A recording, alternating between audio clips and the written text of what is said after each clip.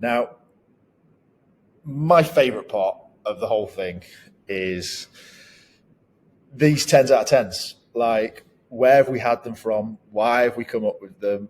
Whose ideas were they? Are they genuinely our ideas, or are they an amalgamation of mothers, fathers, friends, social media influencers? Where have these 10s out of 10s come from? Have we picked them out of thin air? Have we thought about them properly? And this for me is the really exciting part of sort of the TRUUMAN program. So we have 3 stages to it. We have a daily, a weekly, and a monthly sort of vision for each program. So we break each program from 6 months into a monthly, and then each month we look at those daily, weekly, and monthly tasks.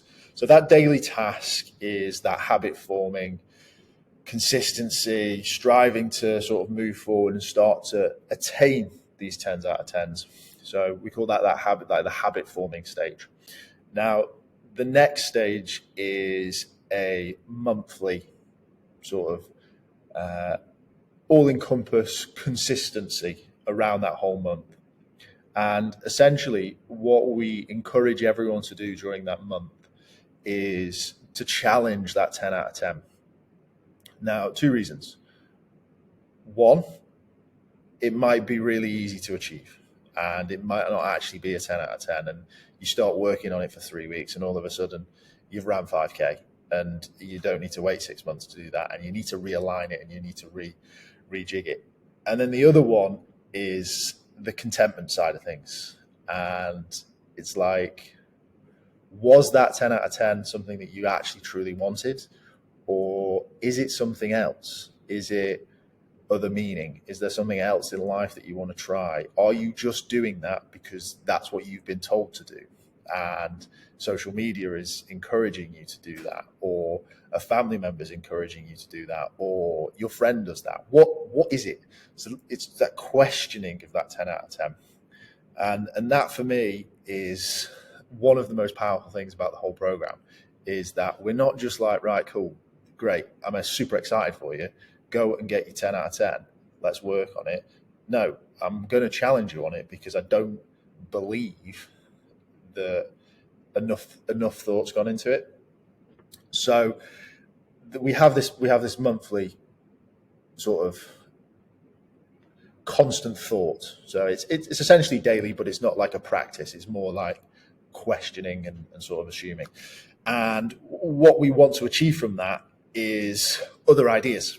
So by questioning your 10 out of 10 and thinking about it properly, and maybe talking to other people and doing some more research and looking at other things that you might be interested in, we find tests and we find challenges. And that's what we look at weekly, is we're essentially testing that assumption. So we're changing it. So I sit on the couch all the time and I want to run 5K.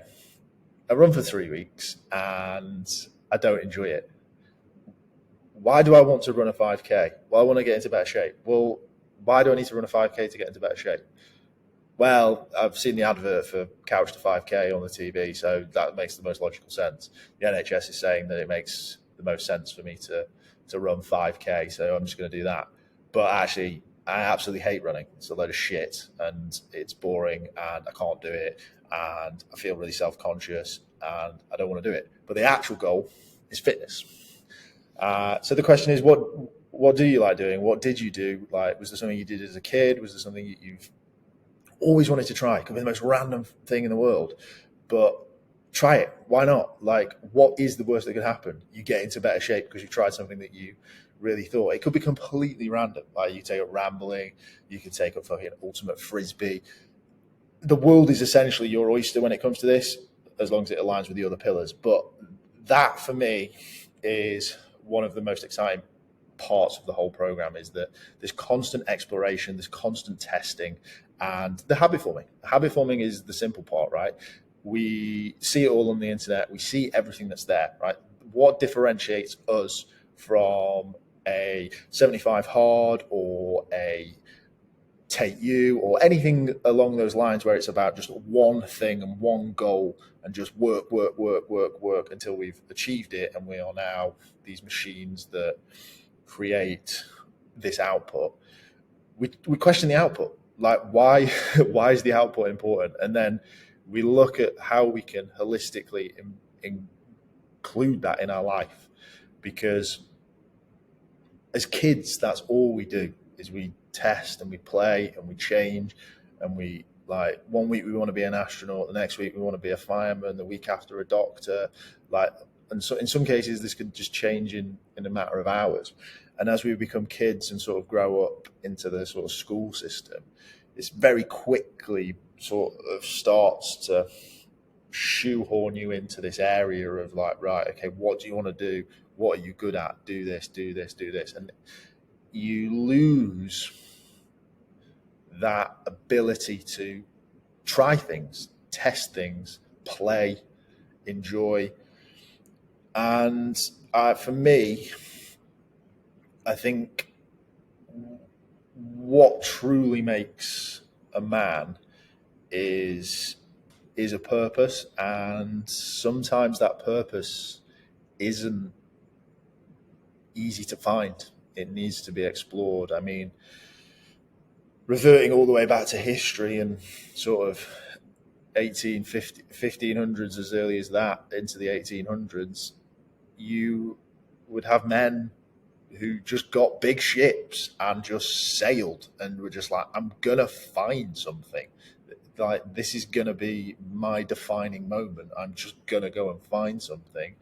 And maybe I don't find it, maybe I fail, maybe I don't succeed, but I'm going to go and try and see and explore and find new things. And for me personally, I believe it's lost. I believe that has been lost over generations. I think everything's ironically easier to get through social, through the internet, through connection of people, yet we tend not to go after new things. Comfort is our friend and is something that we really strive to achieve, which is dangerous, in my opinion, especially for men. I think men need to be tested, men need to be challenged, and men need to find a way, an outlet, and a purpose. And for me, that exploration is hyper key. It's hyper key.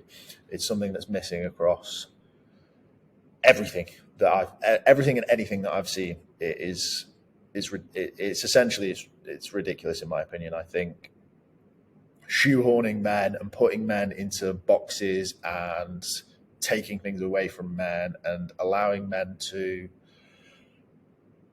essentially dissipate into white noise is dangerous. It's dangerous for society. It's dangerous for men. It's dangerous for outcomes. I think that it can lead to some crazy results that, as men, we would not want to put our name to, and things that are barbaric and things that just aren't needed in society. And it all sort of comes from this seeking of comfort and not being able to explore and not being able to try new things.